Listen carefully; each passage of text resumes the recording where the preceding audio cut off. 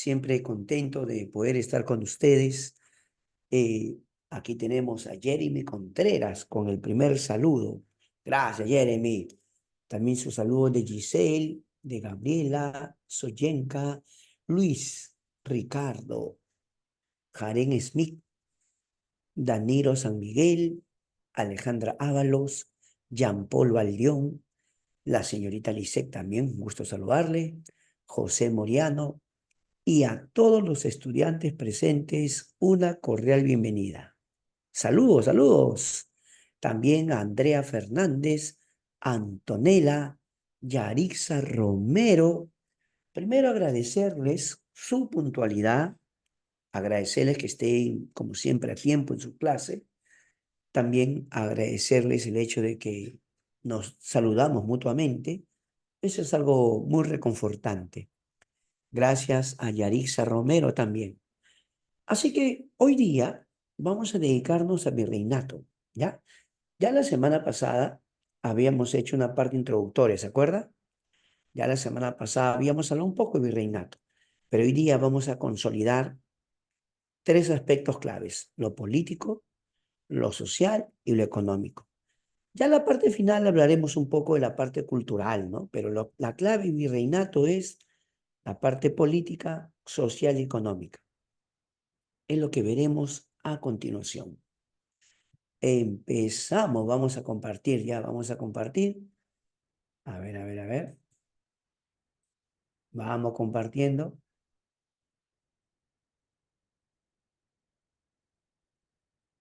Ahí lo tenemos, ahí lo tenemos. Ahí está. También tenemos el saludo de Fabiola. Muchas gracias, Fabiola, muy amable. Y empezamos con los jóvenes, empezamos. A ver, a ver, a ver. Vuelvo a repetir, el día de hoy vamos a consolidar el virreinato, básicamente la parte política, la parte económica y la parte social. La parte cultural también la comentaremos. Recordando, el virreinato del Perú fue creado en 1542 por Carlos I y vamos a pasar a las autoridades metropolitanas. A ver, profesor, cuando usted dice autoridades metropolitanas, ¿a qué se refiere? Estoy hablando de las autoridades que se encuentran en España, ¿de acuerdo? Las autoridades metropolitanas son aquellas que se encuentran en España. Muy bien, profesor. Ahora, pregunta, ¿cuáles son las autoridades metropolitanas? En primer término, el rey. Sí, el rey es la máxima autoridad.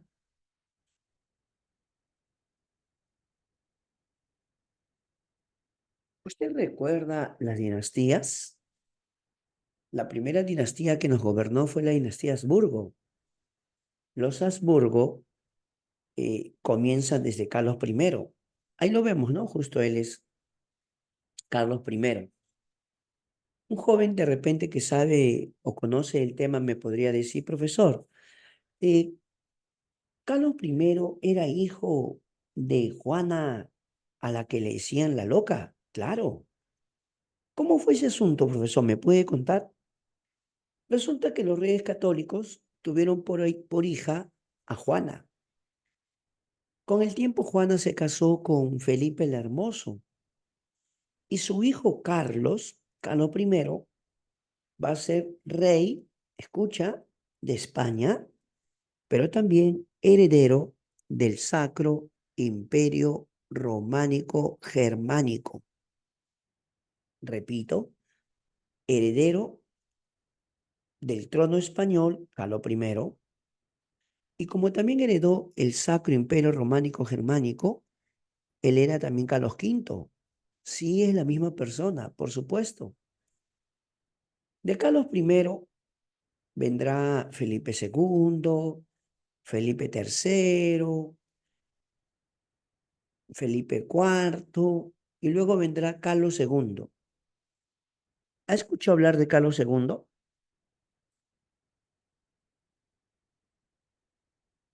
A Carlos II le conocían como el hechizado. Ah, ya, ya, muy bien. Me pregunta Milene, Juana la Loca. Bueno, así le decían, ¿ah? Eh, se casó con Felipe el Hermoso, que era heredero del Sacro Imperio Románico Germánico. Por lo tanto, Carlos I era hijo de Juana la Loca y Felipe el Hermoso. Decía que primero es Carlos I.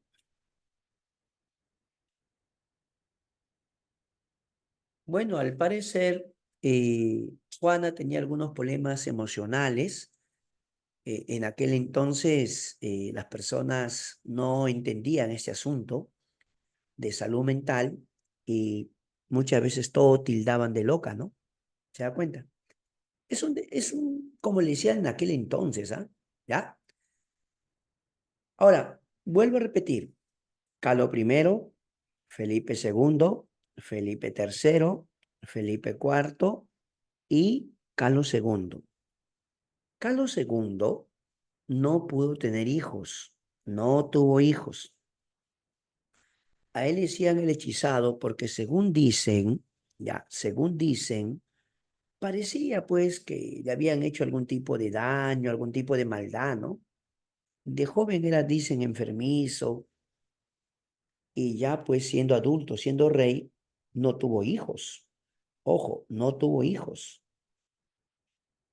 Cuando ya el rey fallece, dejó el trono a un pariente suyo. ¿A qué pariente?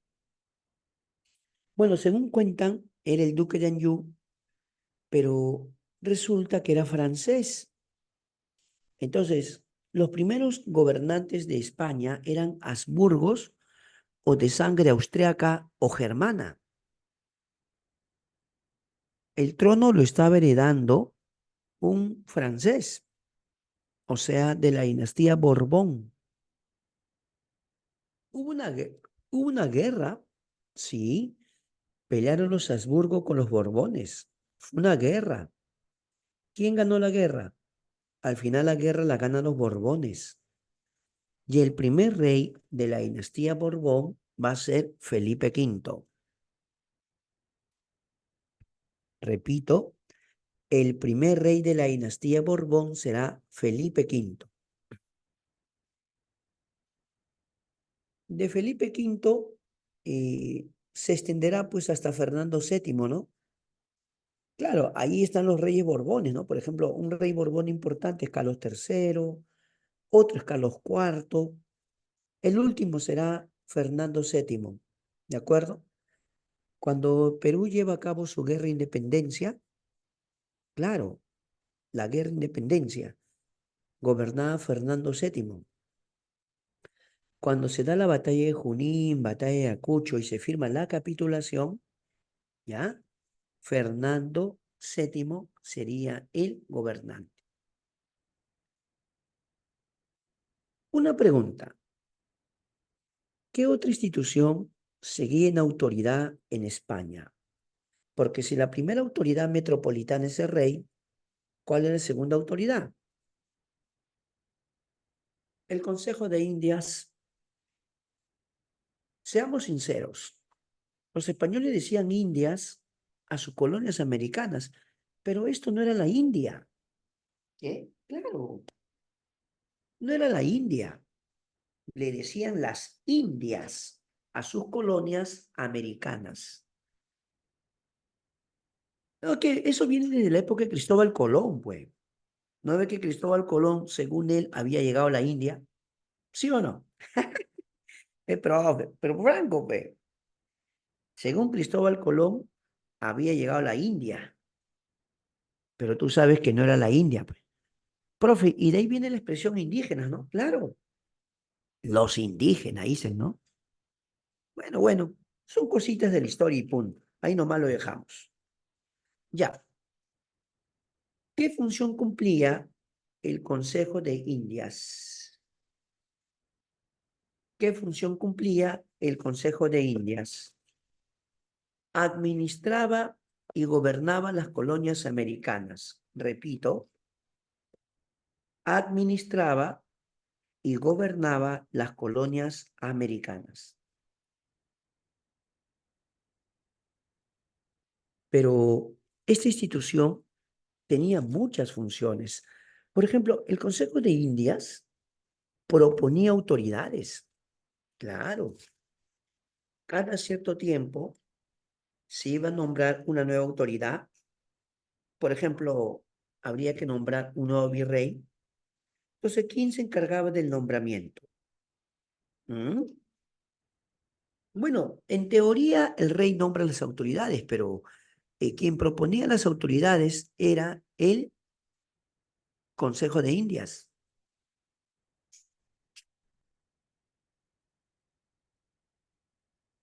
¿Está bien? Además, el Consejo de Indias asesoraba, escucha, asesoraba al rey. ¿Qué? Sí.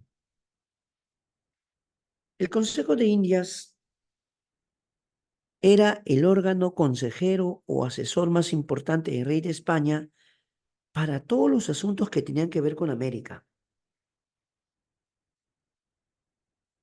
De hecho, pues el rey tenía que gobernar un imperio. América era uno de sus dominios, pero no era su único dominio, ¿verdad? El Consejo de Indias también cumple función legislativa porque elabora leyes. Repito, el Consejo de Indias también elabora leyes.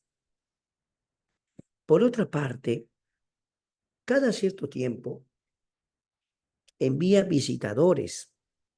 ¿Qué son visitadores? Son funcionarios que cumplen labor de supervisión o inspectores, ¿verdad?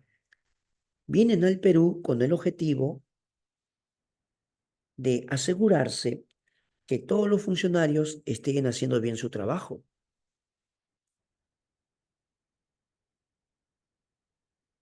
¿Estamos de acuerdo? Un detalle bien interesante con respecto al Consejo de Indias es que también cumplía funciones judiciales. A ver, el Consejo de Indias cumple muchas funciones. Una de ellas era ser el máximo tribunal de justicia para las colonias americanas. Vuelvo a repetir, el máximo tribunal de justicia para las colonias americanas. Pero una de las cosas que hacía el Consejo de Indias era investigar a los funcionarios que acababan su mandato. Un ejemplo concreto sería el virrey. Si el virrey terminaba su gobierno, debía rendir cuentas. A eso se conoce como el juicio de residencia. El juicio de residencia.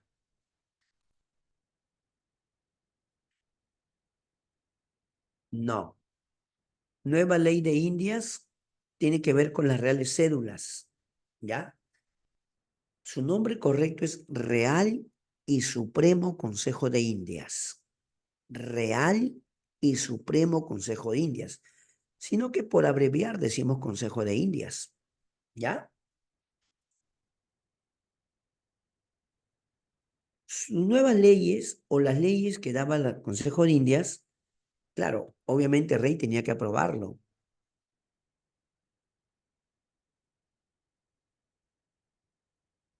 Ya, vuelvo a repetir, su nombre, el Consejo de Indias también era Real, repito, Real y Supremo Consejo de Indias. Ese era el nombre del Consejo de Indias, ¿ya? Real y Supremo Consejo de Indias. Digamos que ese es su nombre correcto. Como vuelvo a repetir, nosotros por abreviar, ¿qué decimos? Por abreviar decimos Consejo de India nomás, ¿sí o no? Ahora hablemos un poquito más del juicio de residencia, Yo les decía que cuando el virrey acababa su mandato, debía ser sometido a una investigación. Claro, porque de repente el virrey o otros funcionarios importantes se habían enriquecido de forma ilícita o de forma ilegal. ¿Me entiendes? Por eso los investigaban, pues. No, es que muchos de ellos hacían fortuna, pero ¿cómo hacían su fortuna? De manera irregular o corrupta, ¿no le parece? Por eso, cuando acababa su mandato, lo investigaban. Así, claro. ¿Quién hace la investigación? El Consejo de Indias. ¿Dónde? En España. En España. ¿Ya? Listo. No, es que, escucha, Jacqueline, una cosa son las autoridades metropolitanas, las que están en España, y otra cosa son las que están en el Perú. Entonces, a nivel de todas las colonias, es el máximo tribunal de justicia, a nivel de todas las colonias. Pero si se trata solo del Perú, entonces es la Real Audiencia. La Real Audiencia solo imparte justicia a nivel Perú, ¿ya? Esa es la idea. Ok. Ahora, hablemos de las autoridades locales, pues. El virrey. ¿Sabías que cuando el virrey llegaba al Perú, traía un documento conocido como pliego de mortaja? Se dice que venía en una especie de sobre, un sobre que en su interior tenía un documento que obviamente tenía el sello del rey. O sea, es un documento oficial. Una costumbre antigua es que el rey ponía su sello, ¿no? Con su anillo ponía su sello ahí. Entonces el documento era oficial. Ya, ese documento, repito, se llama pliego de mortaja. Pliego de mortaja. Con ese documento el virrey se presentaba ante la Real Audiencia y se identificaba pues como aquel que ha sido enviado por el rey. ¿Estamos de acuerdo? ¿Ya? Ese es el detalle. ¿Qué otras funciones cumplía el virrey? Obviamente es un gobernador, pero representante personal del rey. Ojo, ese representante personal del rey. ¿Ya? ¿Sabías que el virrey cumplía función de superintendente de la Real Hacienda? Que sí, es el superintendente de la Real Hacienda.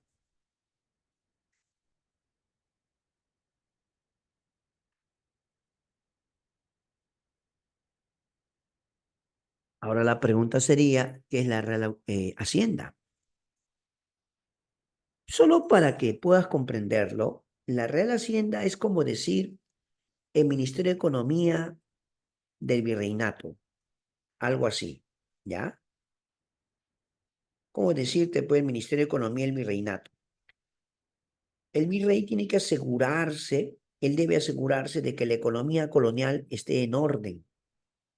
Por algo, él era el superintendente de la Real Hacienda. Otro detalle es que el virrey, mire, escúcheme, el virrey podía ejercer el llamado regio patronato. ¿Qué es eso, profe? A ver, te explico. El rey de España tenía un acuerdo con la Iglesia Católica. Es un acuerdo. El acuerdo era que la iglesia iba a enseñar la fe cristiana, o sea, evangelizar, iba a poder cobrar impuestos, tener propiedades, pero el rey de España podía proponer a las autoridades religiosas. En el caso del Perú, El virrey era quien proponía autoridades eclesiásticas. Pero en serio, ¿por qué, profesor? Bueno, lo que pasa es que la corona española decía que quería tener personas cercanas o de su entera confianza. Por eso se nombraba personas cercanas al rey. ¿De acuerdo?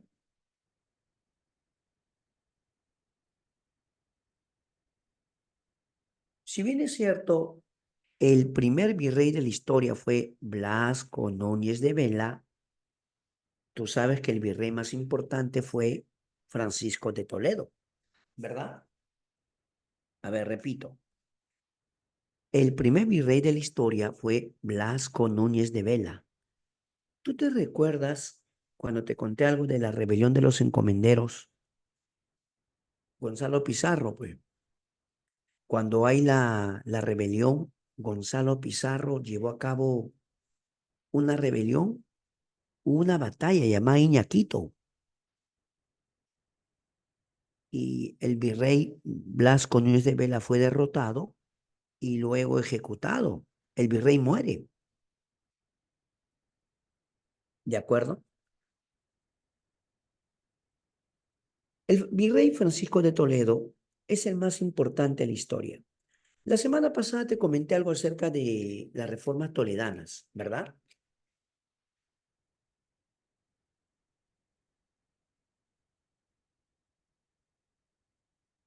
Ahora sí, para hacer la aclaración. En España, la más autoridad es el rey y el Consejo de Indias le seguía. Acá en el Perú, hablo del Perú, ¿quién le seguía al virrey? La Real Audiencia, ¿de acuerdo? Pero ¿cuál es su labor principal de la Real Audiencia? Es un tribunal judicial.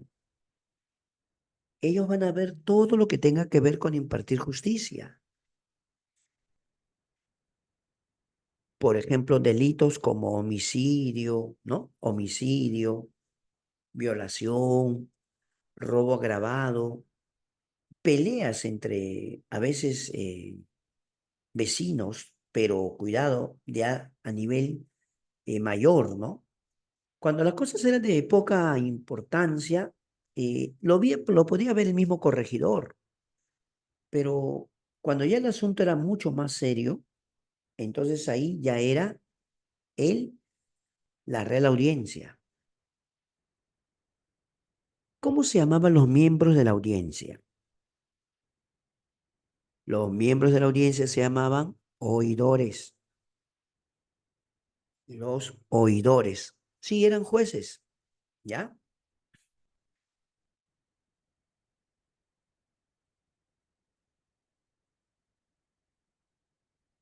¿Qué pasaba si el virrey se enfermaba, lo destituían, se moría, algo pasaba?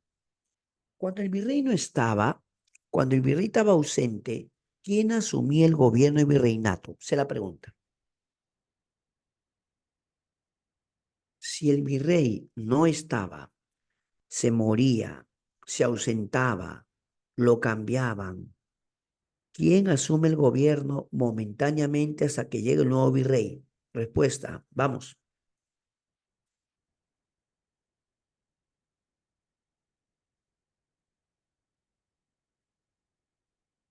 Correcto, la Real Audiencia. Muy bien, Jean Paul, Ángela, Fabiola y todos los que han mandado, muchas gracias. Jacqueline también, ¿no? Jacqueline. Gracias, gracias. Cárdenas también, ¿no? Ya.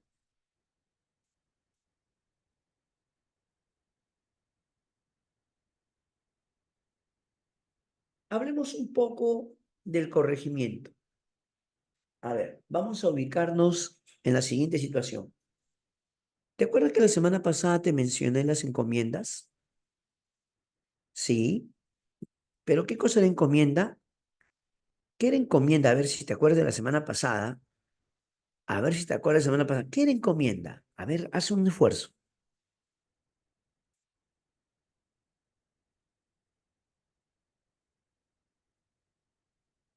¿Qué era la encomienda? A ver, semana pasada, acuérdate.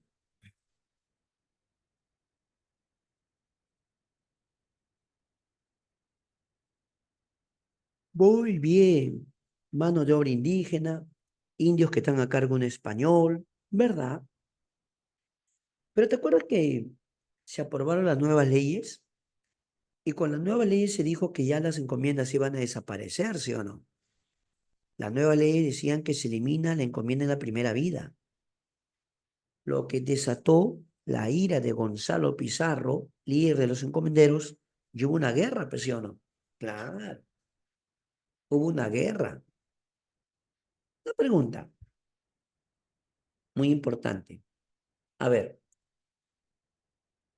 cuando ya se establece el virreinato y las encomiendas estaban desapareciendo poco a poco, ¿qué nueva autoridad se hizo cargo de los indios?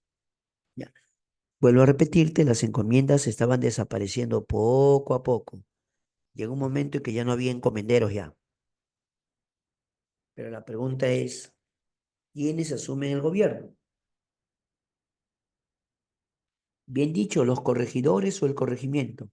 Pero un detalle bien curioso, ¿ah? Detalle bien curioso. Escucha bien lo que te voy a decir. Mira la palabra corregidor. Debía corregir el abuso contra los indios. En teoría, el corregidor los debía proteger a los indígenas. ¿Pero corregir qué? Lo que habían hecho los encomenderos, ¿ve?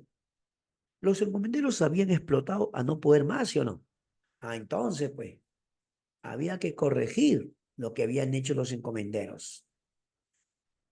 Parece que el corregidor entendió mal, porque los trató peor todavía. ¿Ya? Hablemos ahora de las funciones del corregidor. Profesor, primero acláreme, ¿qué tipo de gobierno es? ¿Provincial? Un corregimiento es un gobierno provincial. Ya, profe. Otro detalle, profesor. ¿Es cierto que el corregimiento les cobra el tributo a los indios? Claro, pero el tributo no es en trabajo, el tributo no es en producto, el tributo es en dinero. ¿Te acuerdas que una reforma toledana fue hacer que el tributo sea en dinero? ¿Ves? Ahí está el detalle, ¿no? Ahora, podemos ponernos a pensar, ¿no? ¿Qué otra labor cumplía el corregidor? Llevarlos a la mita minera. ¿Y dónde requerían mano de obra? A la mina de Potosí, pues. Uy, uy, uy. Los indios eran llevados a la mina de Potosí. Qué difícil, claro. Si Potosí estaba en Bolivia, esa altura, ¿sí o no? Esa altura, pues. ¿Te imaginas el frío, la altura? Ahí eran llevados a trabajar. Pero algo más hacía el corregidor. Se encargaba de hacer el reparto mercantil, como dice el amigo Owen. El reparto mercantil prácticamente era un negocio del corregidor, que con el tiempo la autoridad lo va a legalizar.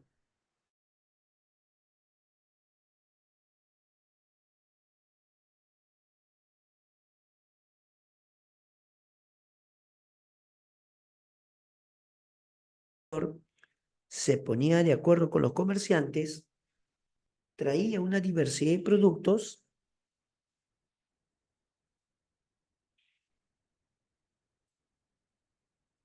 una diversidad de productos y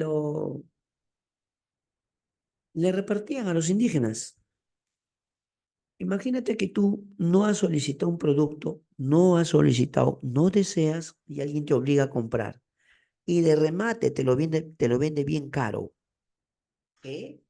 De verdad. O sea, aparte que tú no querías el producto, tú no los habías solicitado, te obligaban a comprarlo a un precio muy caro o elevado.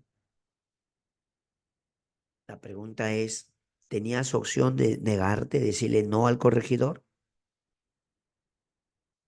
Las consecuencias eran terribles. Si tú te rebelabas contra el corregidor, no solo te iba a castigar a ti, también a tu familia. Ahí está el detalle, pe.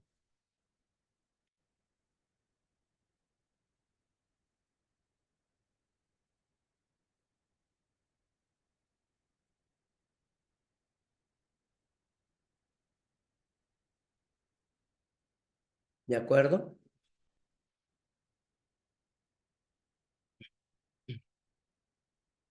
Claro, porque mira, lo que dice Ángel es verdad, pero te aclaro, Milene, ¿quién representa al rey en el Perú? El rey lo ejercía en España, pero en el Perú, ¿quién lo ejercía?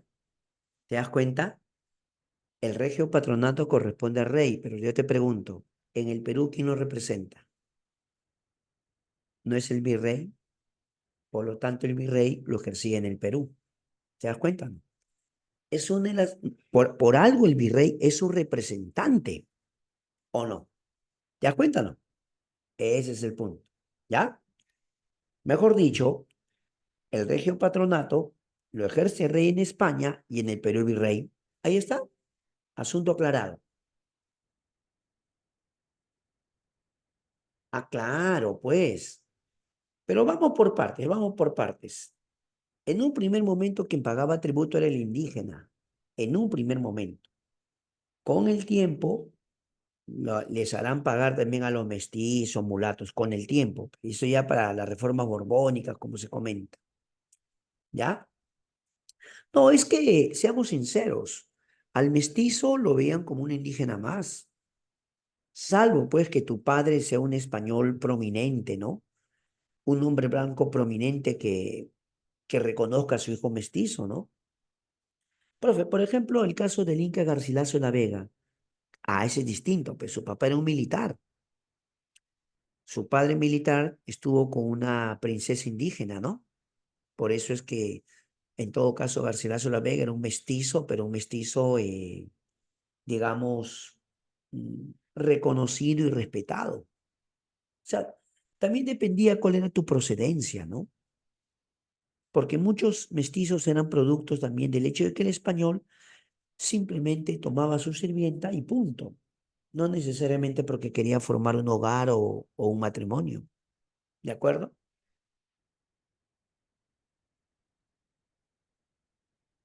Tal vez no me creas. ¿Sabían ustedes que hace poco vino una pregunta sobre el cabildo? Ah, ya. Aquí alguien me hizo una pregunta sobre Tupamaru. Es verdad, una de las razones por la que se subleva Tupamaru, una de las razones es los repartos mercantiles. Lo terrible era que la reforma borbónica lo había legalizado. O sea, algo que los indígenas rechazaban tanto, en la reforma borbónica se legalizó los repartos mercantiles. Imagínate. Ya. Volvamos ahora al punto.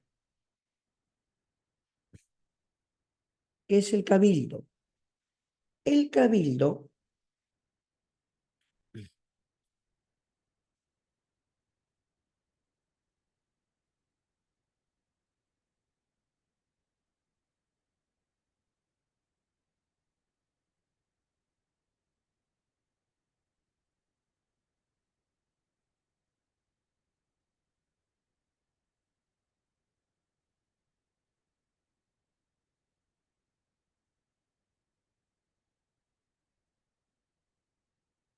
ya. Bueno, el cabildo hoy día sería el equivalente a la municipalidad. Aún no, es que las intendencias son reformas borbónicas. ¿Te das cuenta? Estamos hablando de virreinato en el contexto siglo XVI, siglo XVII, a lo mucho XVIII. Pero las intendencias son reformas borbónicas, o sea, es posterior. Las intendencias van a surgir casi 2 siglos después de iniciar el virreinato. ¿Ya, Cárdenas? ¿De acuerdo? Claro, cuando hagamos reformas borbónicas, hablaremos con detalle.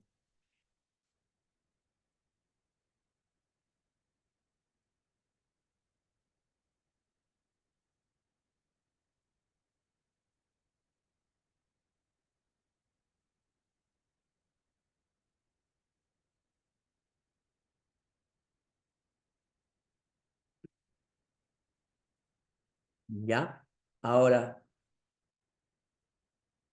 a ver, un ratito.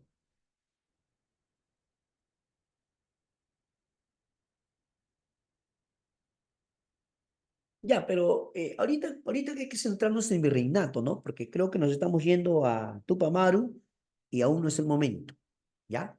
Solo les puedo comentar que sí le afectó económicamente algunos nuevos impuestos, pero eso es reforma borbónica, fe, en su momento.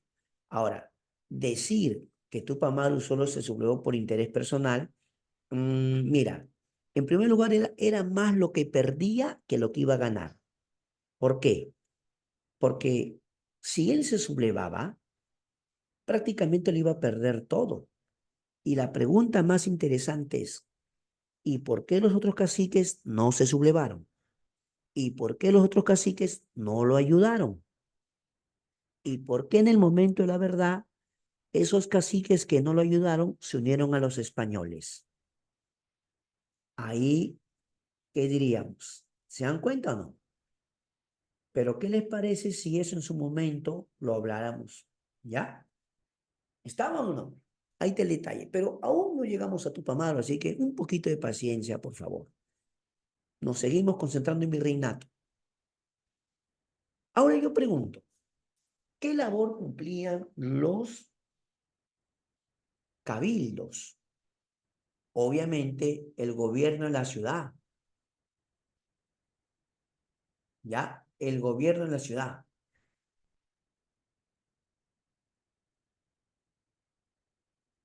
Ah, claro, sí, yo entiendo que a veces en los simulacros ponen preguntas. Usted comprenda que en los simulacros también se ponen preguntas así variadas para que usted pueda probar su nivel, ¿no? Claro, no, no, sí, yo entiendo. En los simulacros le ponen preguntas así para ver cómo van ustedes, cuánto conocen del tema, ¿no? ¿Ya? Bueno, cabildo. El cabildo hoy día sería la municipalidad.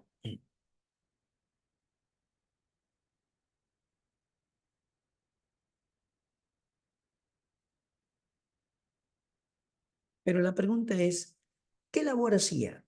Lo que hoy día es un municipio, pues, tiene alcalde, tiene regidores, se preocupa por el ornato de la ciudad, administra el centro urbano, incluso el cabildo debía velar por el abastecimiento de la ciudad, incluso su seguridad. Esas labores del cabildo, de alguna forma todavía existen, ¿o no?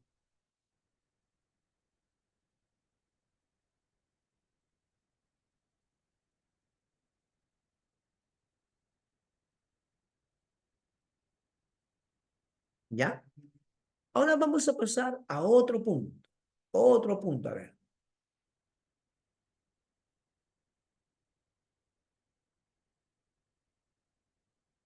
La parte social, ¿ya?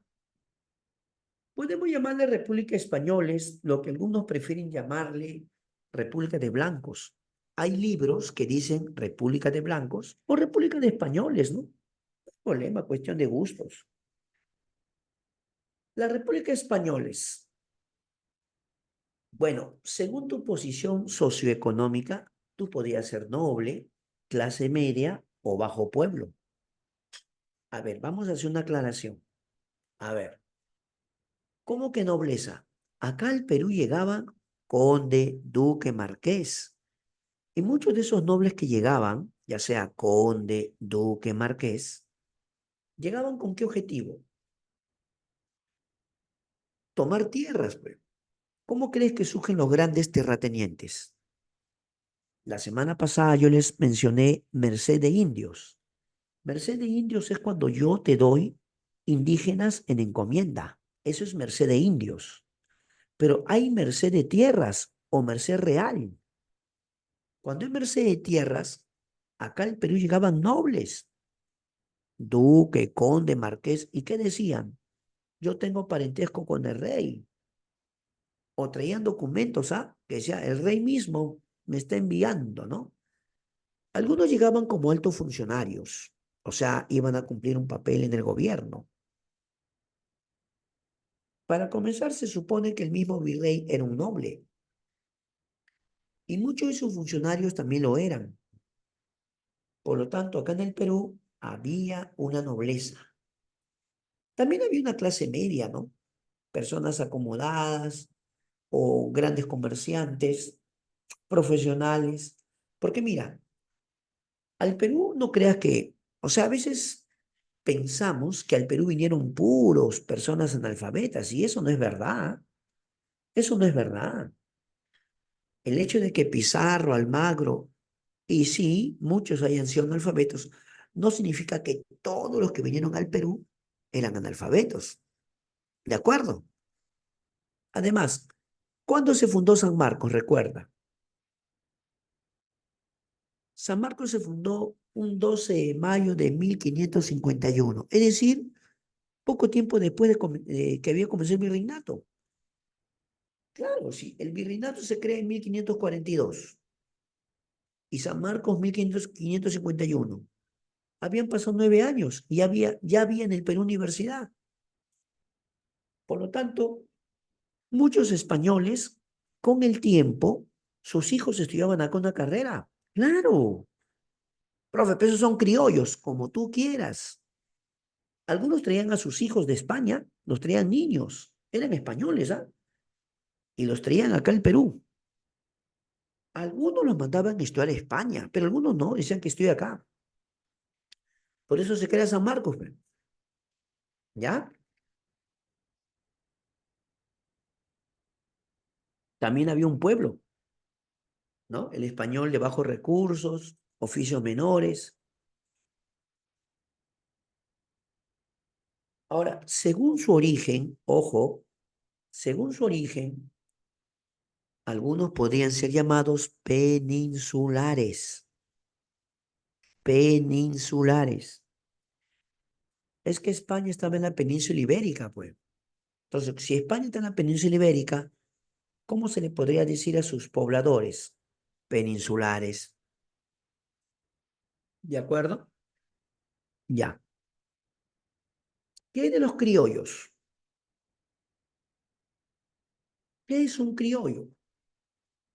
Un criollo es un español americano.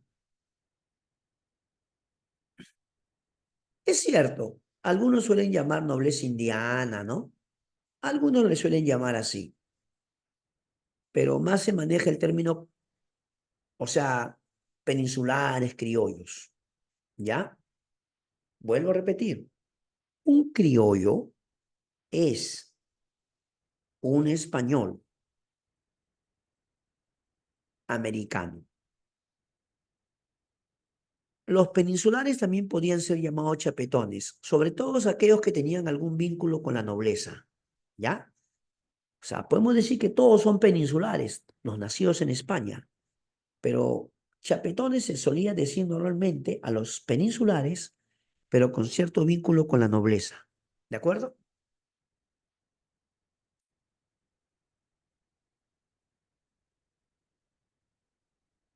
Con el tiempo muchos criollos van a estudiar en la universidad, pues. Claro, que mira, ve, con el tiempo los españoles tenían sus hijos acá, ¿no? O sea, sus hijos nacían acá. Con el tiempo ya eran jóvenes. Entonces, ¿qué quería el español? Que su hijo estudie, pues, estudie una carrera. Pero la pregunta es, ¿mandarlo a España? No era tan sencillo, ¿eh? Por eso es que ellos insistieron. O sea, en un primer momento querían que se haga una especie de filial o sucursal de la Universidad de Salamanca. En un primer momento. Pero cuando mandaron a un señor llamado Fray Tomás de San Martín a hablar con el rey decidió que mejor se cree San Marcos. Y así que muchos criollos van a ir a la universidad acá en Perú.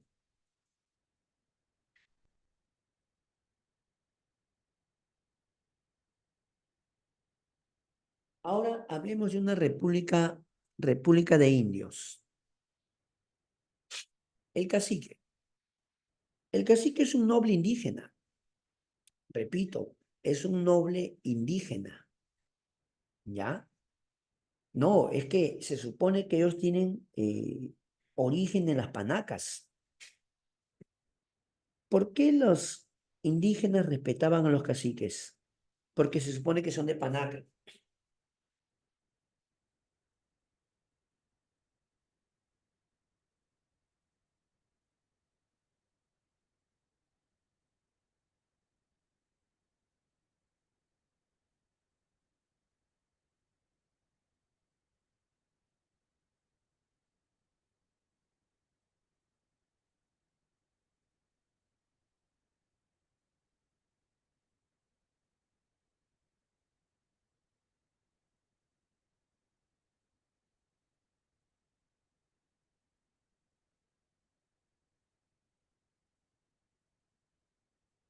¿Qué pasaba? A ver, vamos a ver esta situación. Un cacique es un noble indígena, pero es un noble indígena que le va a ser de mucha ayuda o utilidad al corregidor.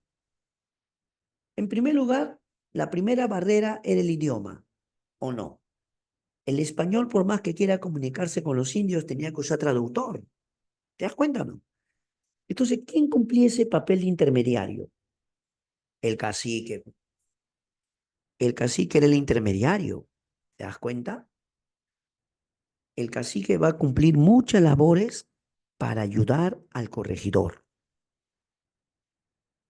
El cacique le va a ayudar a cobrar el tributo, le va a ayudar con los repartos mercantiles, a organizar la mano de obra. De verdad, el cacique va a ser un asistente o auxiliar del corregidor.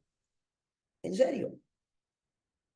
Es más, como él hablaba su idioma, él hablaba quechua, él le decía a los indígenas que no se subleven, que no se rebelen, que sería peor hacerlo. Mejor, o sea, como que les daba a entender que tenían que aguantar eso, tenían que soportarlo.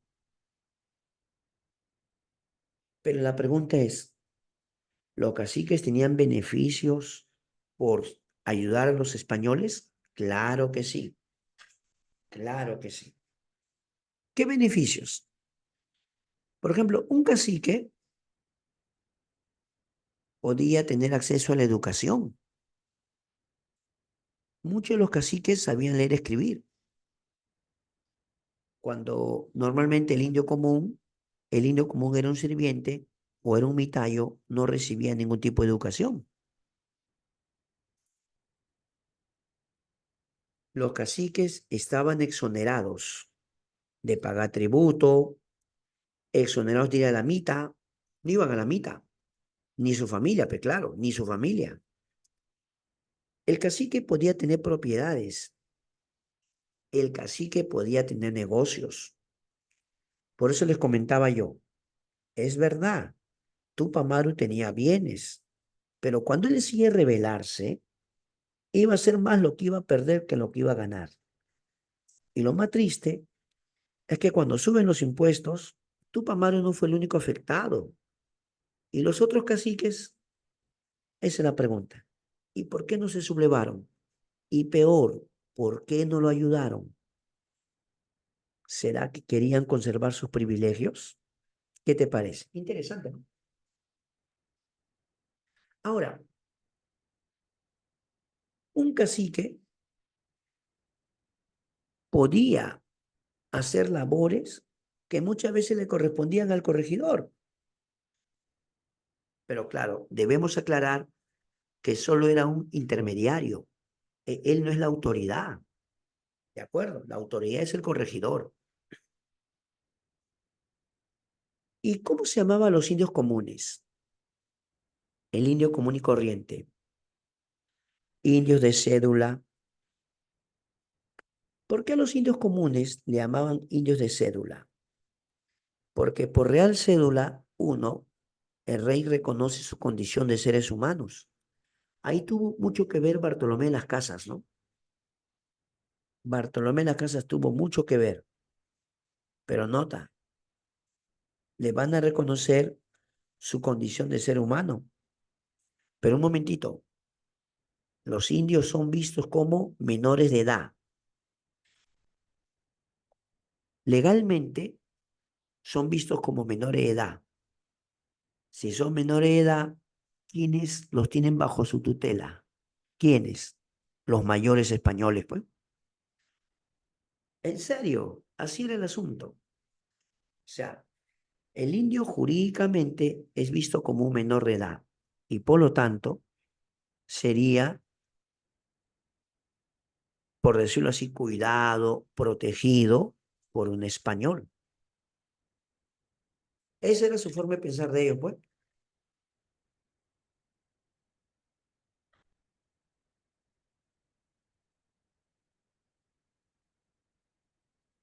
Los indios comunes podían ser llamados yanaconas, los que estaban en las haciendas.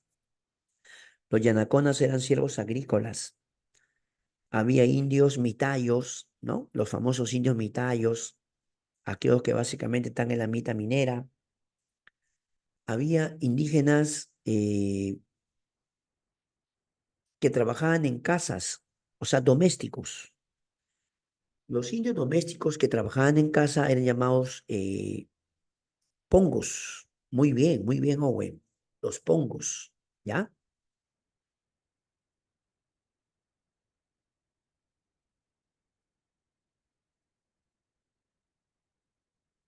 Las castas. Las diversas uniones raciales que se van a dar, repito, las diversas uniones raciales que se van a dar tendrán como resultado lo siguiente. Cuando un blanco español estaba con una mujer indígena, salían los mestizos, ¿no? Repito, un blanco español estaba con una mujer indígena, salía el mestizo, ¿ya? Cuando un español estaba con una mujer de raza negra o una esclava africana, salían los mulatos, mulatos. Repito, el español estaba con una esclava africana o una mujer de raza negra, salían mulatos, ¿ya?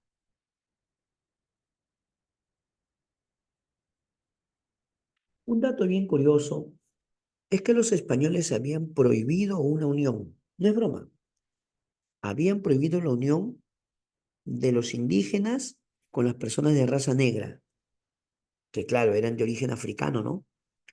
Que lo habían prohibido, en serio, no estaba permitido, ¿ah? Bueno, podrán decirlo, pero en la práctica ocurrió, ¿no? Los ambos, pe.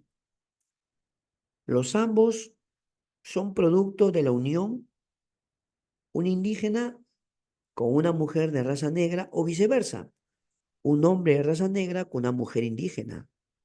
Esa unión sale los ambos, ¿ya?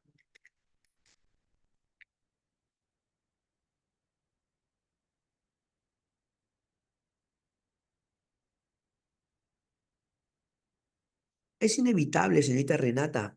En el mundo español había no solo discriminación, había racismo, ¿no? De alguna forma ellos consideraban que su raza era superior. O sea, ellos consideraban que ellos sí podían estar con una mujer indígena o con una mujer de raza negra, pero como habían inferiores a las otras razas, por eso que decían, eso no debe darse. ¿Te das cuenta, no? Definitivamente entra ahí pues a tallar parte de su racismo, su discriminación, ¿no? En aquel entonces. Gracias, Renata. Los cholos eran producto de qué? Cuando un mestizo estaba con una mujer indígena. Repito, los cholos es mestizos con una mujer de raza indígena. ¿Ya? Hay muchas uniones, campeones. Solamente estamos comentando lo general, ¿no? Porque ya pues si nos vamos a poner en el plan, ¿y qué sale del cruce de un mestizo con un mulato? ¿Y qué sale del cruce del mulato con el sambo? ¿Y qué sale el sambo con el cholo? Entonces, así ya pues, olvídate, no acabamos nunca.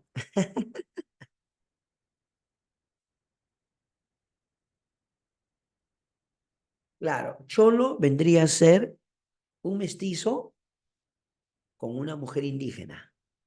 Ese es un cholo, ¿ya?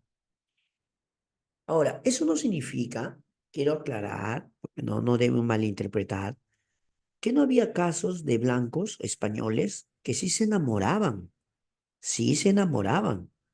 de una mujer indígena o una mujer de raza negra y querían formar su hogar y muchas veces formaban su hogar.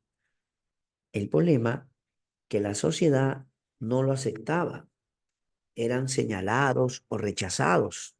¿Te das cuenta, no? Para comenzar, imaginemos nada más la siguiente situación. Solo vamos a imaginar, ¿ya? Una mujer blanca se enamoraba de su esclavo negrito o africano, ¿no? Un esclavo africano. Hablo, ¿ah? La mujer española, mujer blanca, se enamoraba del esclavo, joven, claro, ¿no? Pero se enamoraba de un esclavo de raza negra. La pregunta es, ¿cómo reaccionaban los padres de esta mujer? ¿Tú crees que estaban de acuerdo? Ahí está el detalle, pe. Igual, a veces un indígena estaba con una mujer blanca, o un blanco ya, mejor, el varón ya, varón. El español se enamoraba de una mujer indígena. Hay pinturas de la época. No, fotos no hay, hay pinturas. Y en esas pinturas se ve a los blancos con la mujer indígena o blanco con la mujer de raza negra. Claro que ocurrió, pero vuelvo a repetir, ¿a qué se enfrentaban? Al rechazo, ¿no? Que los señalaban, los juzgaban, los criticaban, ¿no? A eso se enfrentaban.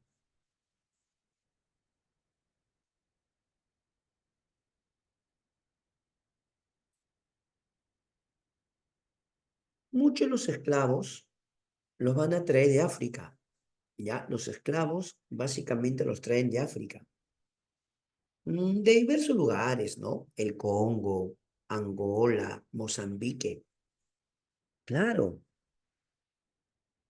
o sea, si nosotros imaginamos esta escena, solo imagine esta escena. Los europeos llegaban a la zona africana, llegaban a una aldea, una comunidad, ¿no? Esta es una aldea donde pues obviamente hay hombres, mujeres, niños, ancianos, ¿no? Es una aldea, es una comunidad. Y llegamos los europeos literalmente a cazar, ¿qué? A cazar a seres humanos. Los atrapaban para venderlos, pues, para comercializar. Los esclavos eran comercializados, llegaban encadenados, ¿no? Amarrados, encadenados. Muchas veces separaban familias enteras. Claro, o sea, hay que ver el lado social, humano de esa situación, ¿no? Los europeos muchas veces, al perseguir a estos esclavos a los que van a atrapar, los van a separar de su esposa, de sus hijos o sus padres, ¿no? Y claro, los van a traer a América para venderlos. A ver, hablemos del esclavo bozal. Se dice que el bozal es el recién llegado, no habla castellano, ya, es aquel que tiene poco tiempo acá en el Perú y no entiende nada, pues no habla africano, no habla castellano, diré, ya, no habla castellano. El ladino, el ladino ya es un aculturado, es aquel que ya tiene un tiempo por acá. De repente su amo ya le encarga algunas cosas, su amo le tiene confianza, le encarga algunas tareas. Además, les pide que le ayude en el control de los otros esclavos. Pero el esclavo ladino, con el tiempo, iba aprendiendo el idioma.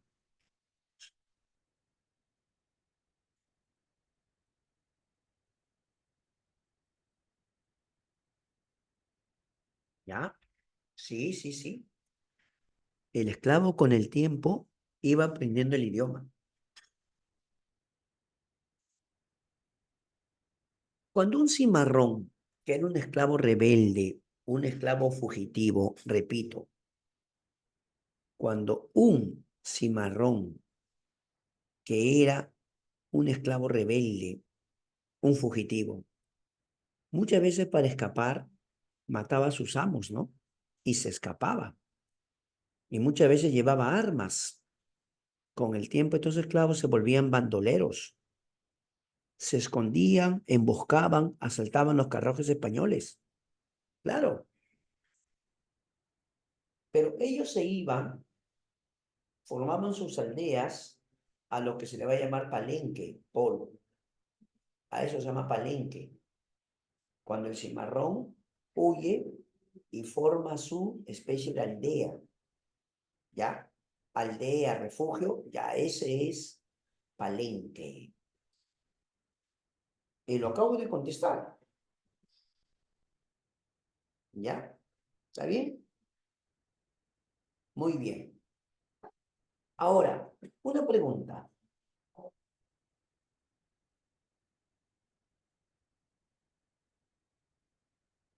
Claro, pues no, claro. Pero cuando llegaban al Perú, obviamente la mayoría era bozal, pues sí o no, si no hablaban castellano, nada. Con el paso del tiempo, ya algunos aprendían el idioma, ¿no? Y bueno, esto va a parecer broma, pero de verdad hasta los aculturados ladinos, con el tiempo ya hasta se vestían como los españoles. Sí, con el tiempo. A esos sus amos le regalaban su ropa usada. Esa ropa usada, en vez de botarlo, se lo regalaban a los esclavos. Tú veías esclavos ladinos que vestían como españoles. En serio, en serio. Muchas veces los esclavos ladinos se habían ganado tanto la confianza de sus amos que sus amos le encargaban tareas específicas, ¿ah? Para comenzar lo volvían como un jefe de los otros esclavos, ¿no? Y lo mismo pasa con las mujeres. Con el tiempo muchas mujeres esclavas van a ser nanas, le van a criar los hijos a las mujeres blancas. E incluso hay casos que se dice que a veces buscaban esclavas que estén amamantando para que también amamanten a sus bebés blancos. En serio. Dice que las mujeres blancas decían, consigan esclavas que estén amamantando. Y traían, decían, ya, también para que amamante mi bebé. Pero no es broma, en serio. Imagínense. Muy bien. Pasemos a la parte económica. José, indios de cédula son los indios comunes. ¿Por qué se llama indios de cédula? Porque el rey de España les da la condición de seres humanos y menores de edad. ¿Ya? No olvides que cédula es una ley del rey.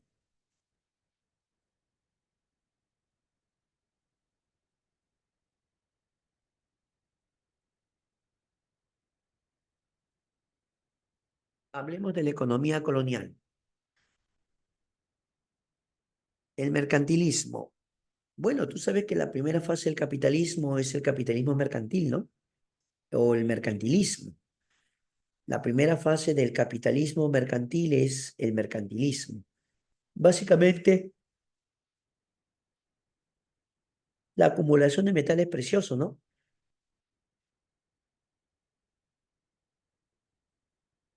Ya, es básicamente las reducciones, Pemilene. Porque no olvides que el virrey Toledo crea pueblo de indios. Ya, las reducciones. ¿Ya? En cuanto al mercantilismo, los españoles, claro, pero los caciques en un primer momento eran indígenas. Con el tiempo van a hacerlo a mestizos también. Ya cuando el virreinato estaba llegando a su fin, ya había caciques incluso mestizos. Claro, ¿ya? El exclusivismo, monopolio. El exclusivismo tiene que ver con el monopolio. Y el intervencionismo, España tiene control de la producción, ¿ya? Control de la producción. De hecho, la actividad más importante era la minería, ¿ya? La minería.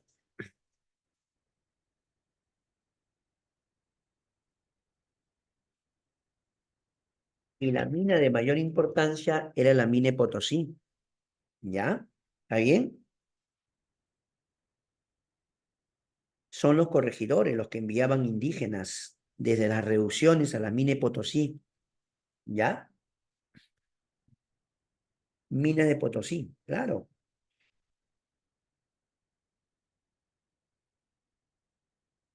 Por otro lado, se dice que incluso había capitanes de mita.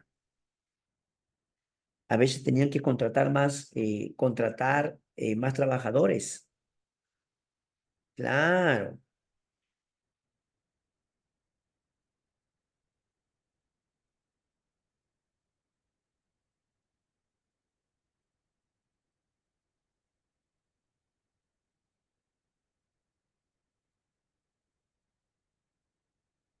ya.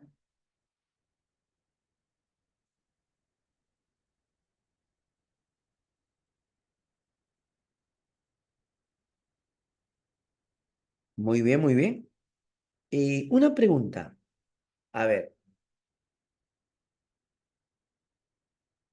Exclusivismo tiene que ver con monopolio. ¿Qué es algo exclusivo? Algo único.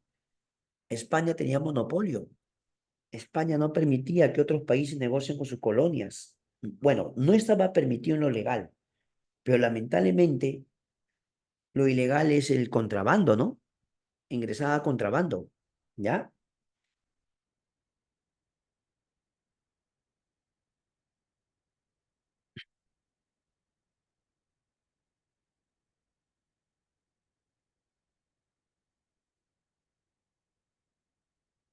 En la mina de Potosí eran enviados miles de indios. Su mano de obra de las reducciones que era por ahí, de ahí lo llevaban. Huancavelica, ahí donde estaba la mina de Santa Bárbara, pe. Claro, ahí había azogue, lo que hoy conocemos mejor como mercurio, ¿no? Azogue o mercurio.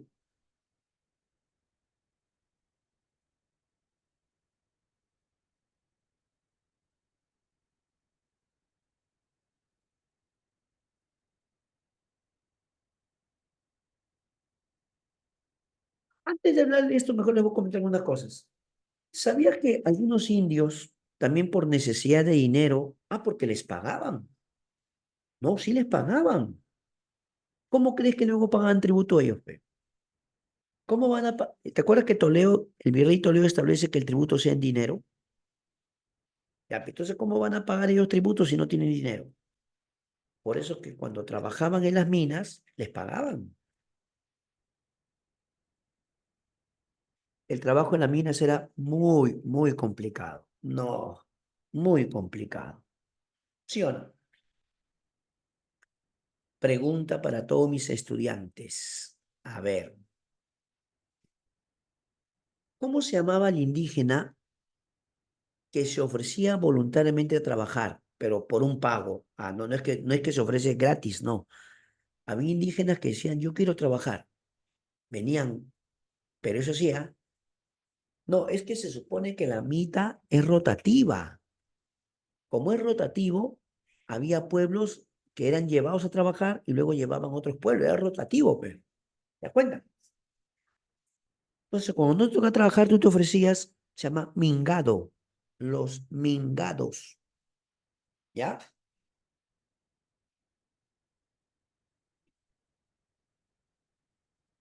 Incluso se comenta que había indígenas que pagaban para exonerarse del trabajo. ¿Qué? ¿De verdad? Cuando un indio quería exonerarse, a eso se llamaba mite faltriquera. La mita de faltriquera.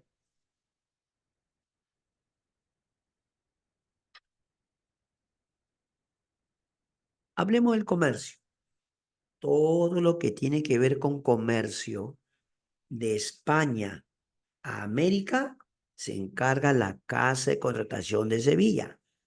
Otra vez, repito, todos los barcos que parten de España con destino a América, ¿quién lo envía? La Casa de Contratación de Sevilla. Entonces, la pregunta simplemente es, ¿quién se encarga del control del comercio con las colonias? La casa de contratación.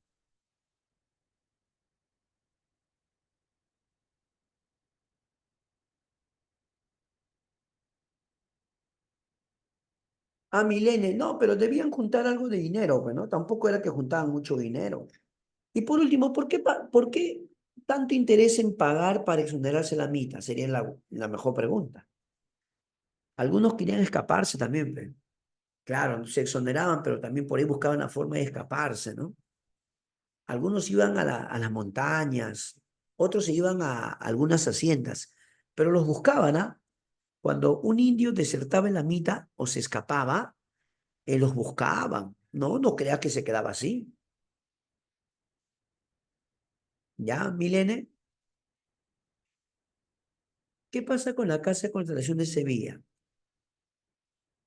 Ya hemos dicho que se encarga del control del monopolio comercial con todas las colonias, mientras fue monopolio, porque ya en las reformas borbónicas la Casa de Contratación va a desaparecer, porque con las reformas borbónicas se establece el libre comercio. Al haber libre comercio, no había necesidad de una institución que controle el monopolio. Por lo tanto, la Casa de Contratación de Sevilla con el tiempo desaparece. Mejor dicho, con las reformas borbónicas. Acá en el Perú, ¿quién se encargaba del comercio? Repito, acá en el Perú, ¿quién se encargaba del comercio? El Tribunal de Consulado. Hablo a nivel de Perú, ¿ah? Ya te dije ya.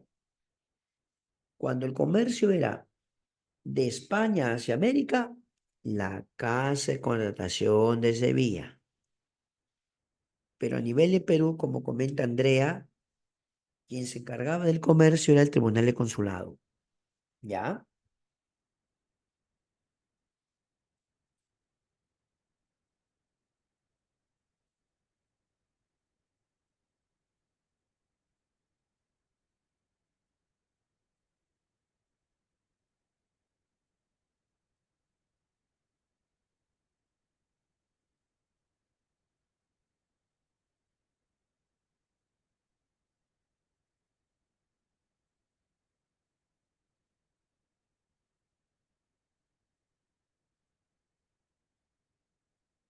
Ahora, una pregunta.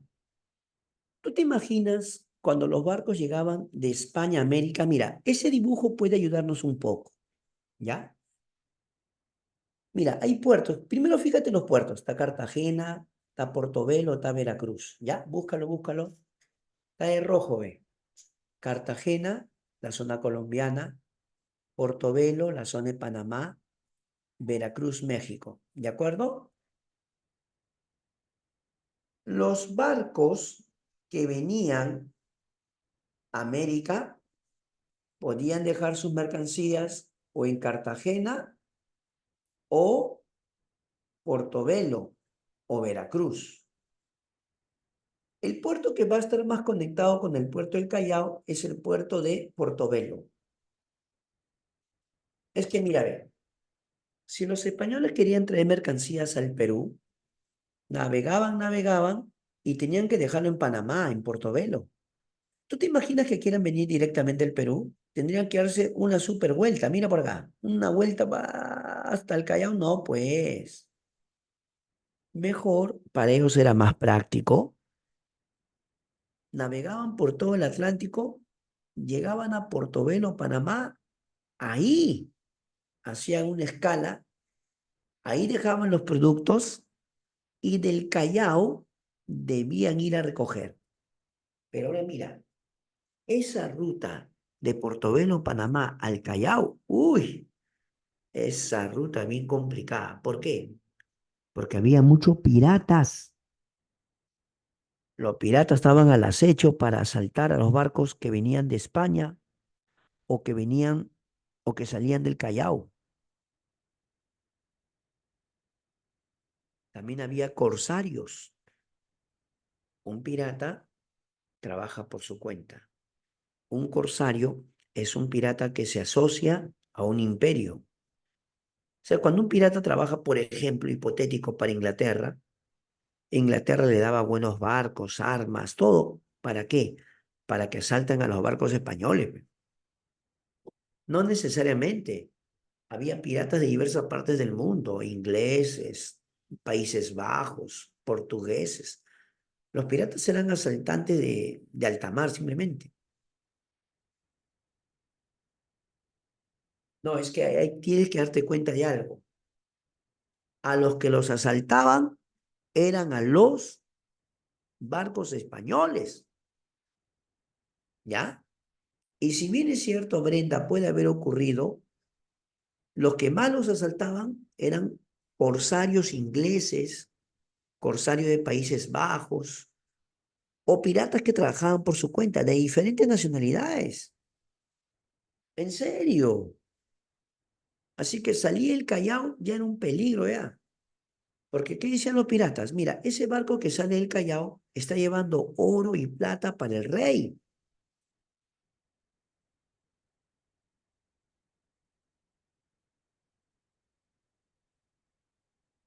Por eso también debía haber un conjunto de barcos que los proteja. ¿Cómo se llamaba a ese conjunto de barcos? Ese conjunto de barcos era llamado la Armada del Sur. Repito, la Armada del Sur.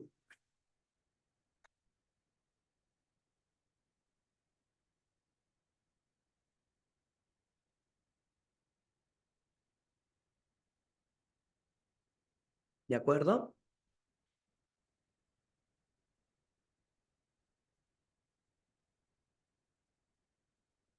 En el Perú también había muchas haciendas agrícolas y también estancias ganaderas, ¿no? Pero básicamente la mano de obra que va a ser indígena son yanaconas, claro, ya sea haciendas agrícolas o estancias ganaderas, la mano de obra era indígena, los yanaconas, ¿te das cuenta? No, los españoles trajeron para la agricultura y para la ganadería cosas que no habían en el Perú, pues, ¿sí o no? Por ejemplo, acá en Perú no había arroz, no había trigo. Eso lo traen ellos, pues. ¿Te das cuenta, no? Animales, ellos traen vaca, toro, oveja, cabra, ¿no? Caballo, esos animales no había acá. O sea, los españoles van a traer tanto productos para la agricultura como animales para la ganadería, ¿no? Tú sabes que el arroz no es andino, ¿sí o no? El arroz lo traen los europeos y el arroz era oriental todavía, ¿sí o no?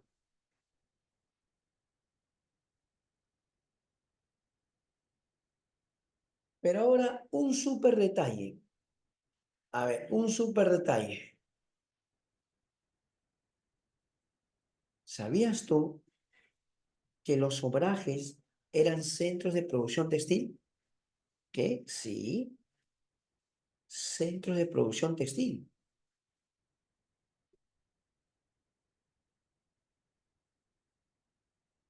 ¿En qué consiste eso, profe? Cuénteme. ¿Cómo que centro de producción textil? Te cuento. Acá en Perú había una tradición de excelentes tejedores. Los antiguos peruanos eran unos maestros en el tejido. ¿Pero qué crees?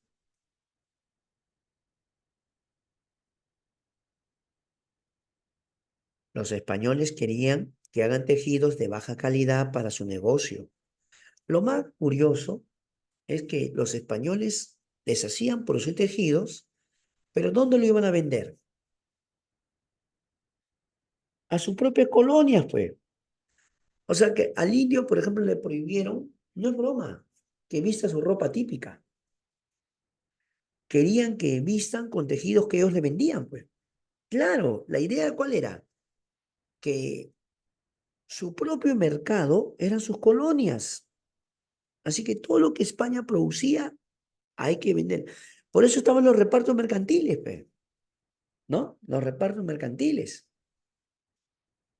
Pero mira, acá en el Perú había una tradición de excelentes tejedores. Sin embargo, los españoles querían que acá se fabrique telas, digamos, comunes, simples, no de calidad, porque lo veían para el negocio, pues. Y los indígenas debían ser sus clientes o lo que les compren. ¿Sí o no? Muy bien. Ahora pasaremos a los impuestos.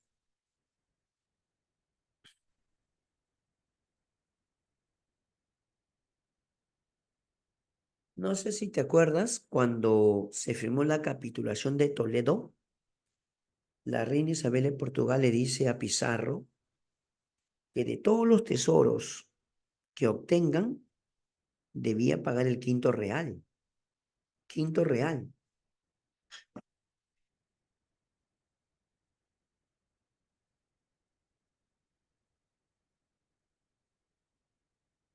El 20% de la producción minera debía ir a la corona.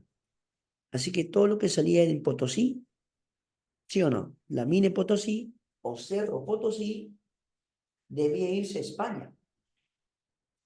Profe, pero ahí dice el 20%, o sea, la quinta parte, claro. La quinta parte era para la corona.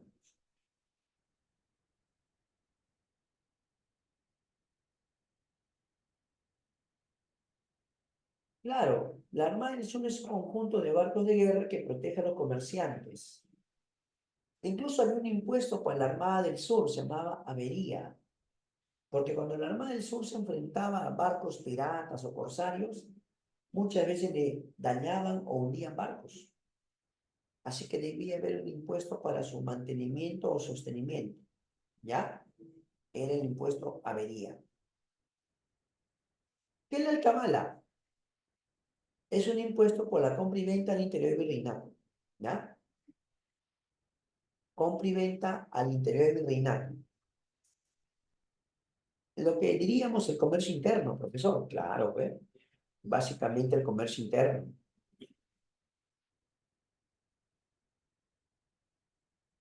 Los españoles también tenían comercio exterior, o sea que por aduana, ¿no? Por aduana traían, traían al Perú importaciones, pero también llevaban exportaciones, ¿no?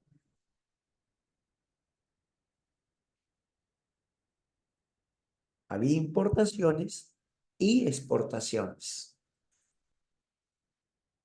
Allá, entonces tú debes acordarte, cuando es comercio exterior en España, ellos cobraban el impuesto al mojarifasco por importar y exportar, ¿ya?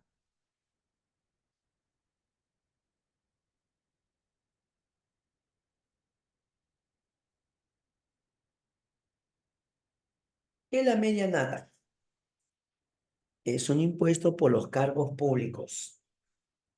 Sí, Fabiola, es correcto lo que dice. Es como actualmente los aranceles. Claro, en la actualidad, ¿no? Gracias, Fabiola. La media nata es por los cargos públicos. Cuando un funcionario o alguien trabaja para el Estado y tiene un cargo público importante y tiene salarios altos, ¿no? Normalmente su salario o sueldo es alto, les cobran impuestos.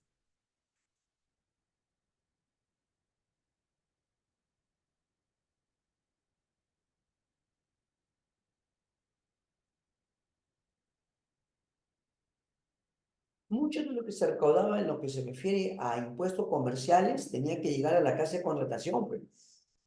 Claro, por algo es comercio, pues. Aduana, pues. Claro, la aduana cobraba eso. Pero todo tenía que recaer básicamente en la Real Hacienda, ¿no? La Real Hacienda es la que recauda impuestos. Pero claro, como es comercio, entonces la casa de contratación lo cobraba en España. Y acá en Perú el Tribunal del Consulado. ¿Ya? Brittany, gracias. La media nata, vuelvo a repetir, era el impuesto por cargos públicos. Cuando alguien tenía un buen salario, le cobraban ese impuesto. Tributo indígena. Ya sabes que el tributo lo pagan los indios. Una pregunta sería, ¿por qué tienen que pagar tributo, profesor? Tal vez no me creas. Los españoles decían que era su derecho de conquistador. Sí, decían que era su derecho de conquistador y que tributo es para tu rey. Así decía. Este tributo es para tu rey. Imagínate. Usted sabe que España afrontaba constantes guerras, ¿no? Como España afrontaba constantes guerras, estaba la derrama. Sí, la derrama son contribuciones para rey en tiempo de guerra.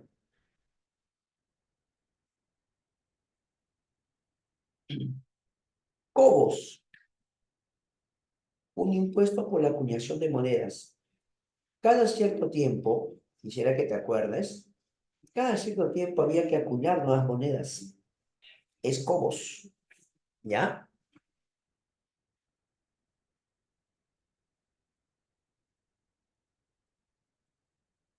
Muy bien.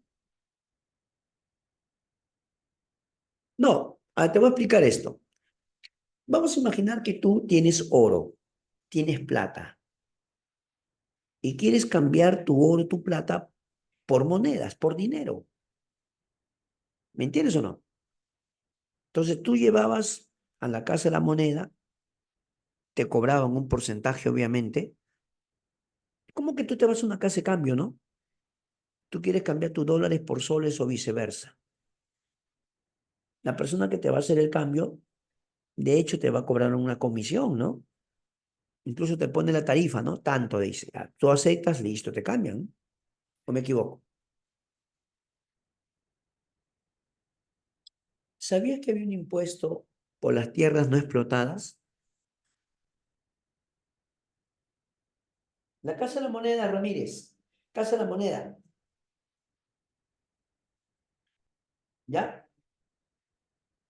¿Sabía que había españoles que tenían muchas propiedades, y llegaba un momento en la que buscaban exonerarse, pagar impuestos? Dice, su argumento era, uy, mi tierra este año no ha producido, mi tierra no ha trabajado, y ¿cómo voy a pagar pues, si mi tierra no ha producido? El detalle es que muchos buscaban excusarse de esa forma. Así que la corona dijo, muy bien, por las tierras no explotadas, por las tierras no explotadas, tienes que pagar un impuesto de modo cabezón. Pero la iglesia también cobraba. Claro, la iglesia cobraba un impuesto llamado diezmo. Es el pago por la producción agropecuaria a favor de la iglesia católica. ¿Qué? Sí, la iglesia también cobraba diezmo, pero es el 10% de la producción agraria. ¿Ya? ¿Estamos de acuerdo? Ahora vamos a resolver y también hablar un poco de la parte cultural. ¿Ya? ¿De acuerdo? Vamos ubicando,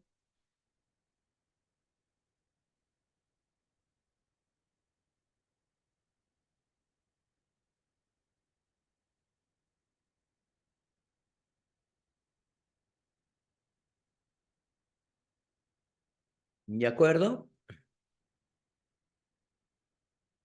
Vamos a buscar un ratito, vamos a ubicar, dejo de compartir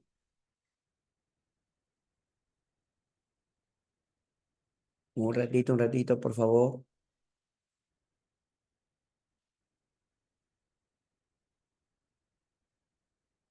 Ya. Un instante para ubicar las preguntas, por favor. Ya.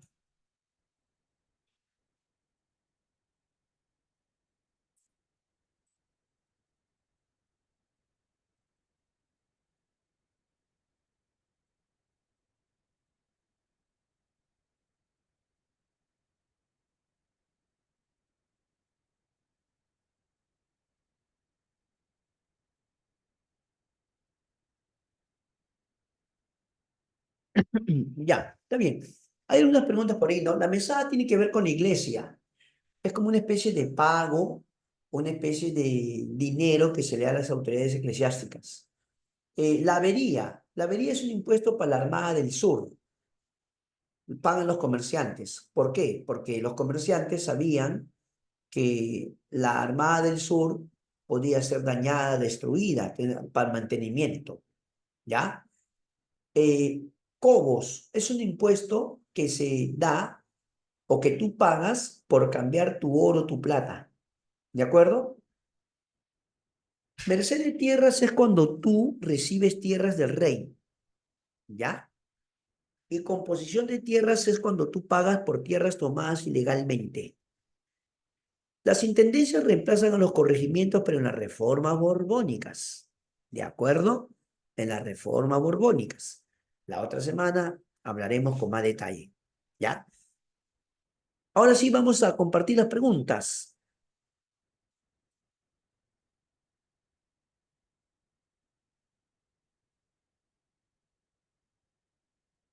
Ahí va. Vamos, vamos.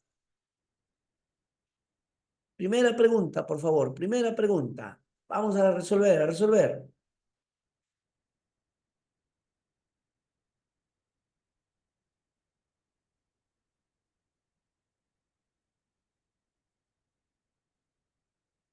Armada del Sur es un grupo de barcos que protege las naves comerciales en el virreinato. Vamos, pregunta uno, pregunta uno.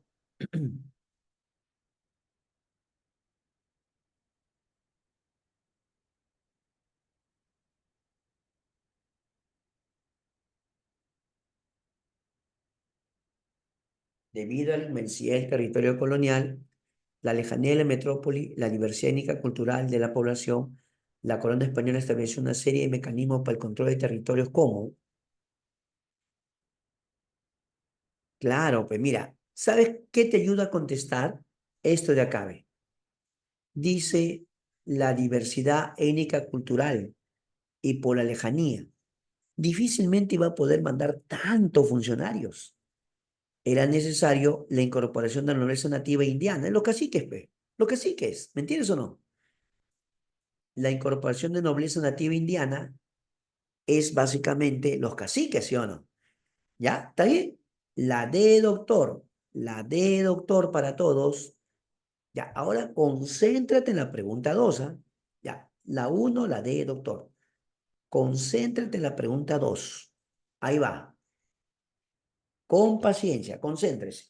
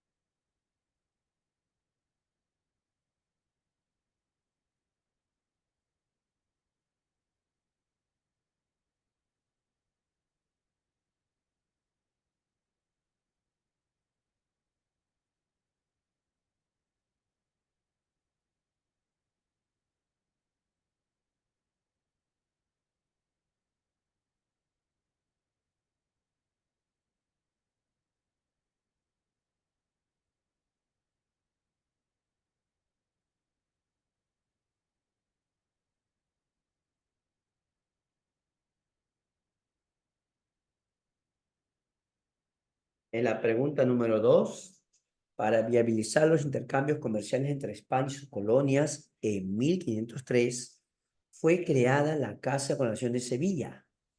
Acerca de esta institución, determina el valor de verdad o falsedad. Mira, la pregunta es sobre la Casa de Contratación de Sevilla, ¿sí o no? Ya, vamos a ver qué has contestado, ya, a ver qué has contestado. Vamos a ver qué has contestado. La primera, velaba por el traslado de metales preciosos hacia América y de mercancías hasta España. Eso está bien. o falso. ¿Verdadero o falso? ¿Qué dices tú? No es verdad, es falso, porque dice, cómo que llevas metales hacia América? ¿Te das cuenta que está mal? Es de América llevaban hacia España. Claro, por eso la primera está mal, pe. Te está engañando, pe. Dice, traslado de metales hacia América, que el rey nos mandaba metales. No, pues. Ya, la primera falsa. La primera falsa. Dos, ¿funcionaba como tribunal judicial? Sí, todo lo que tenga que ver, correcto. Verdadero. Centralizaba el registro y control de mercancía.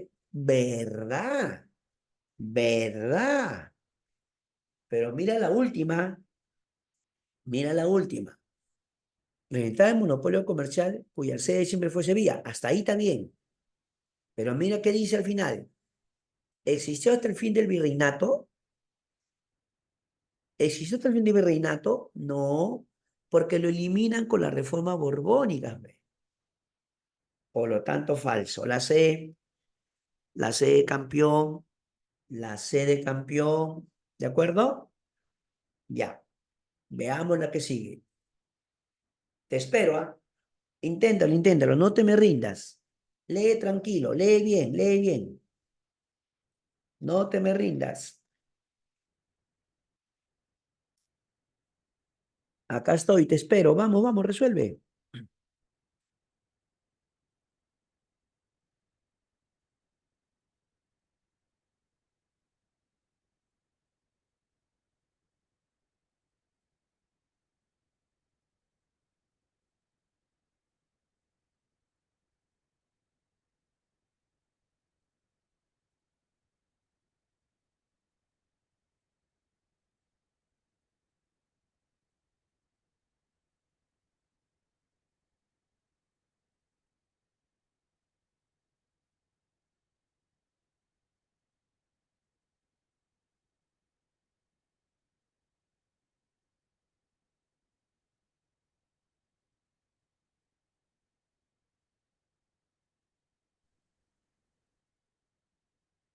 A ver cómo vas, cómo vas.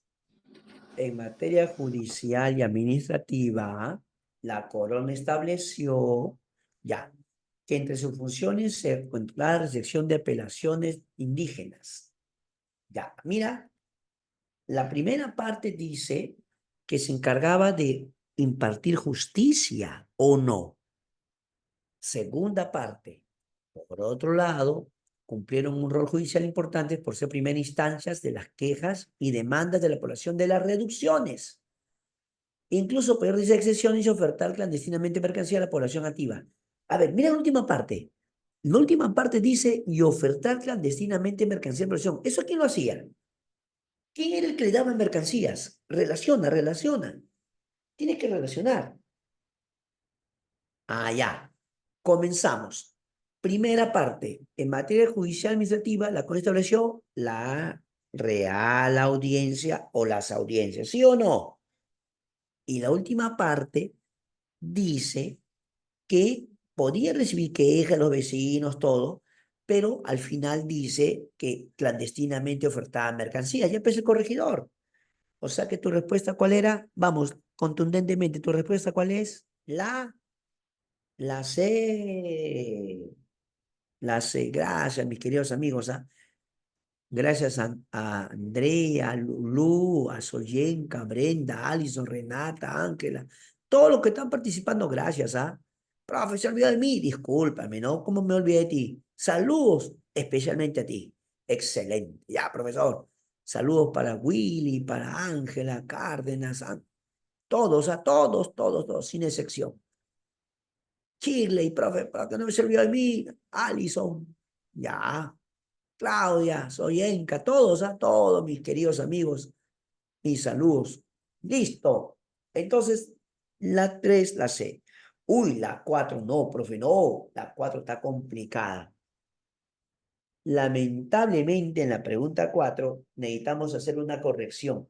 Sí, para que la respuesta sea perfecta. ¿Qué? Por eso no me sale, profe. Tiene razón, por eso no te sale. hay que hacer una corrección. Yo voy a ir explicándolo y tú te vas a dar cuenta, ¿ya? Voy explicando. A ver, en la siguiente imagen se recrean las condiciones de trabajo minero que permitieron entrenar recursos fiscales al sostén de la administración colonial. Ok. Ello significó el despliegue de una serie de funcionarios involucrados directamente en la explotación de la prerrogativa. Termina la razón correcta. A ver, uno, los encomenderos quienes trasladaban a los indígenas a las mitas, lo que permitió el auge, es decir, como dice el auge, tal vez al principio, pero el auge, eso ya es propiamente virreinato con corregidores. Por eso que la primera no puede estar bien, porque dice el auge, no, los encomenderos estaban más bien desapareciendo. Cuando te das cuenta, los encomenderos ya no había, ¿sí o no? Por eso que la dos es verdadera, que la dos es verdadera. Porque dice, los corregidores, quienes... Claro, pues, los corregidores, ¿sí o no? Excelente. Tres, los caciques quienes utilizaron la selección de trabajadores. No, el cacique le ayudaba al corregidor, pero quien mandaba es el corregidor. O sea, es como que está en una pequeña contradicción. Además dice que contrataba en yanaconas, pero si los yanaconas son del campo, yanaconas son del campo. ¿Entiendes o no? No, la 3 está mal. La 4, los capitanes de Mita, quienes cubrían parte de la cuota. Verdadero. En la clave E corregimos, debe decir 2 y 4. Por favor, corrija, por favor. En la clave E que diga 2 y 4. ¿Ya? Por favor, ¿puedes? En la clave E pone un palito nomás, que sea 2 y 4. ¿Está bien? Listo. Le pones un palito, E, 2 y 4. Listo, campeón. Mejor respuesta. Mejor respuesta. Ah, Huancavelica, Dana, sacaban Azogue, Mercurio. Santa Bárbara está en Huancavelica. Gracias por la pregunta, Dana. De Potosí sacaban plata y Santa Bárbara Azogue. Claro. Listo, entonces hicimos la corrección, ¿ah? 5 ya. Uy, no. Esta es tu consagración. Lee bien, nomás lee bien. Esta es una pregunta que nos hace ver que en el virreinato, ya pues con el tiempo, los cargos, claro, pues. Dice, para compensar su alicaído tesoro estatal, la corona decretó la venta de cargos públicos. ¿Quiénes son los primeros que se compran? Los primeros que se compran, ¿quiénes van a ser? Los primeritos. Los criollos, ¿sí o no? Uy, que lo crió rapidito. Y dijeron, mire, yo puedo ser noble, puedo ser esto. Ya se compraron. Pero muchas veces, para recuperar su inversión, ¿qué hacen? Ay, qué feo, qué feo, qué feo. ¿Qué hacen para recuperar su inversión? Tanto han gastado. Entonces, ¿qué hacen? Actos de corrupción, qué feo, no, no hablemos de eso, qué feo, profe. La B de bueno, la B de bueno, ¿sí? La B de bueno. La 6 sí va a requerir que te concentres, ¿ah? Profe, pero no, yo te voy a hablar la parte de la iglesia es cultural, ya ahorita te hablo de lo cultural, pero a ver cómo te va a ti. Inténtalo, inténtalo. Inténtalo.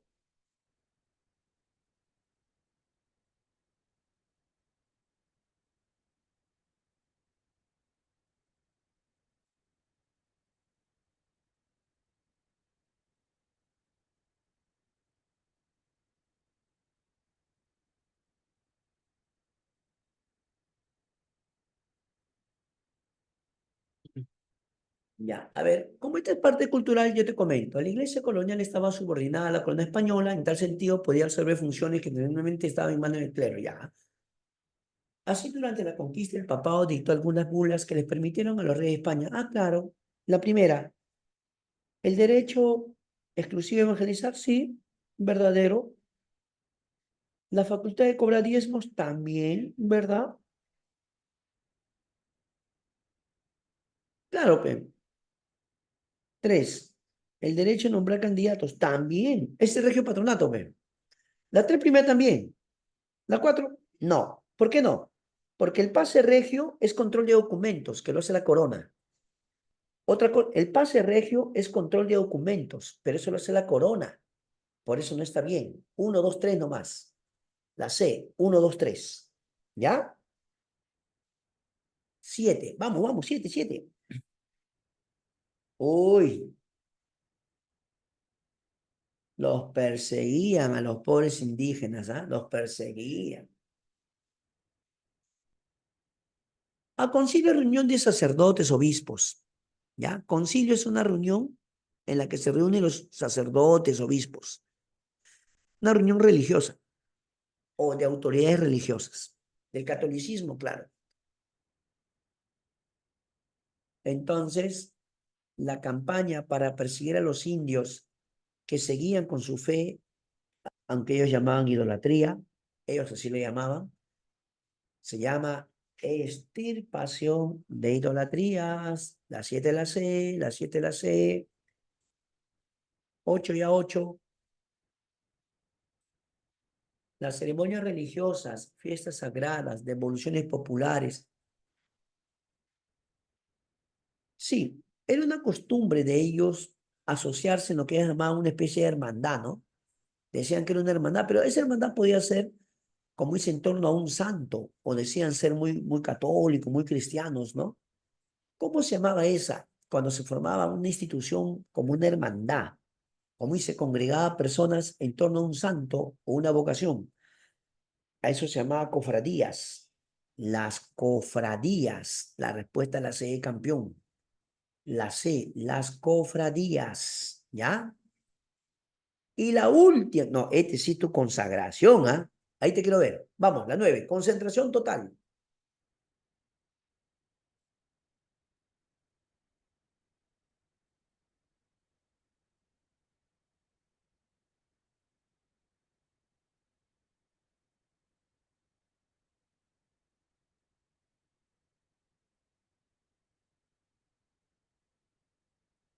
La 9 es tu consagración, ¿ah? Por favor, ¿ah? A ver, va la 9, la 9. Tranquilo, tranquilo, no te me emociones, tranquilo nomás. Concéntrate, concéntrate, por favor. Se denomina desestructuración al proceso de trastocamiento de institución andina, ya, las cuales fueron adaptadas al nuevo orden colonial y en algunos casos sufrieron una ruptura definitiva. Así, entre instituciones andinas que cumplieron estas condiciones se encuentra, a ver, sí, la mitad, la cual orientó de forma exclusiva al Tibet verdadero. La primera es verdadera. La segunda, el tributo, el cual pasó de convertirse en entrega de energía humana a la entrega de metal. ¡Verdadero! Claro. Tres, la redistribución que se mantuvo. ¿Qué? La redistribución desapareció.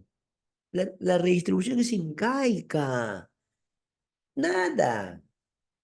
Cuatro, las comunidades de Haturruna, las cuales fueron incorporadas a las encomiendas y luego los corregimientos. Verdadero, verdadero, verdadero. Por lo tanto, la D, doctor. La D, doctor. ¿Eso marcaste? Andrea, Renata, Leticia, Allison, Ángela, Paul. Gracias, campeones. Muy bien. Estamos ya terminando, terminando. A ver, yo le voy a hacer una pregunta a ustedes, ¿ya? Una pregunta que me hizo una señorita o un joven, no recuerdo bien, mil disculpas. Me preguntó qué es merced real y qué son composiciones. Vale para todos esa pregunta. A ver, ¿qué es merced real y qué son composiciones? Para todos, ¿ah? Vamos, vamos, vamos. La última, nos despedimos. Merced real es cuando el rey te da tierras. El rey te otorga tierras a los nobles, a los nobles. ¿Y cuándo es composición de tierras? Cuando tú pagas por las tierras tomadas ilegalmente. ¿De acuerdo? Composición de tierras es cuando tú pagas por las tierras tomadas ilegalmente. Como siempre, mis queridos amigos, muchas gracias, muchas gracias. Estamos dándole las gracias a todos ustedes y nos despedimos por el día de hoy. Por favor, a estudiar bastante, cuídense, que les vaya muy bien. Pero sobre todo, mis queridos amigos, a estudiar, ¿eh? A estudiar, a esforzarse. Principalmente a los nobles, Milene, principalmente a los nobles que venían en el virreinato. Pero sí, sí recibieron, lo que pasa es que merced real es que te lo otorga el rey, pues, ¿ya?